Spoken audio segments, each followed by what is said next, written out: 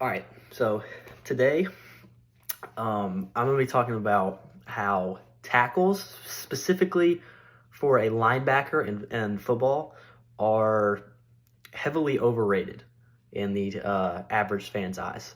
So, first, we have to go over what a tackle is. A tackle is when a guy's running the ball and then you take him to the ground.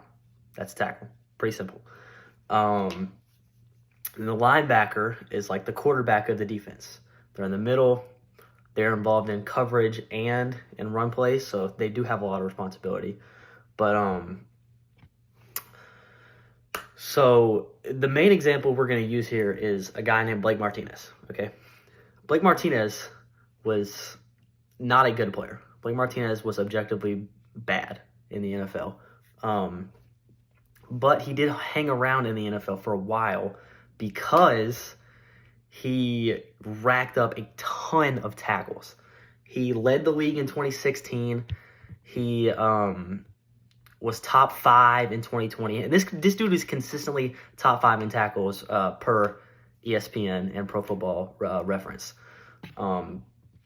He racked up 151 in 2020. He made a Pro Bowl per Pro Football Reference. He led the league, like I said, in 2017.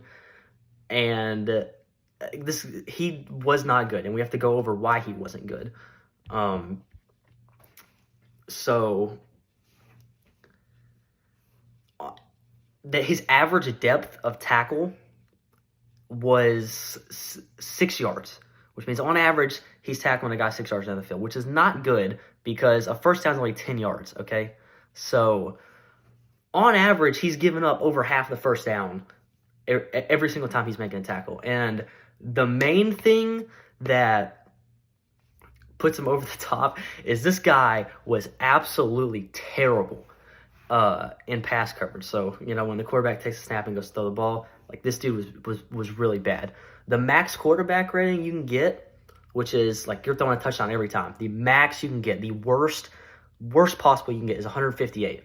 Okay, and if you spike the ball on the ground, do nothing every play, you get a 38. I would say about the average quarterback ratings, like 100, 110. Like if you're 110, you're pretty good.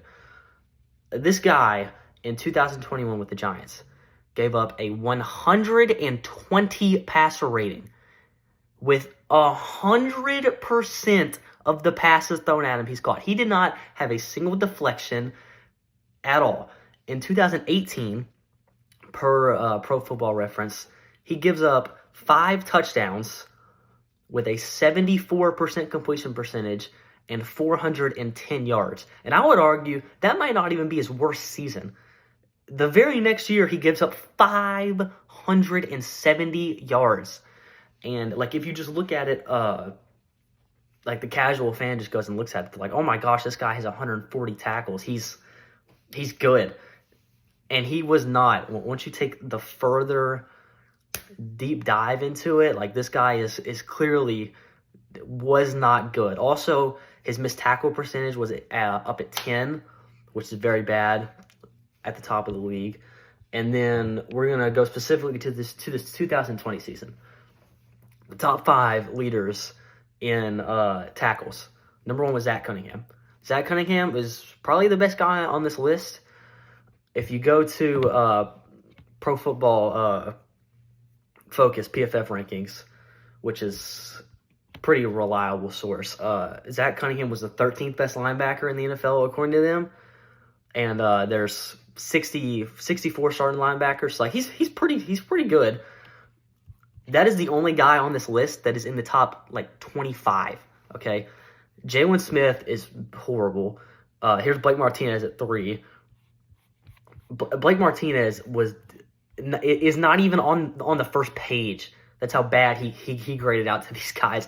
Like, they were not a fan of Blake Martinez's game, and I don't blame him. Right? He's horrible in coverage, and like I said, with his 6 yard average depth of tackle, he wasn't good in run defense either. Like, this is why you cannot just look at tackles. You have to take the further dive and see how they're getting these tackles. Watch the games. Obviously, I can't show y'all film on how this guy's playing, but overall, just the casual fan needs to take a more in-depth dive on how these linebackers are getting their tackles, because all tackles are not created equal. And on the stat sheet, it'll say that. But, a negative 5-yard tackle and a tackle 80 yards down the field are the same thing in terms of tackles. So you have to look further than just looking at tackles and saying, this guy's more tackles, this guy's better. It is way deeper than that.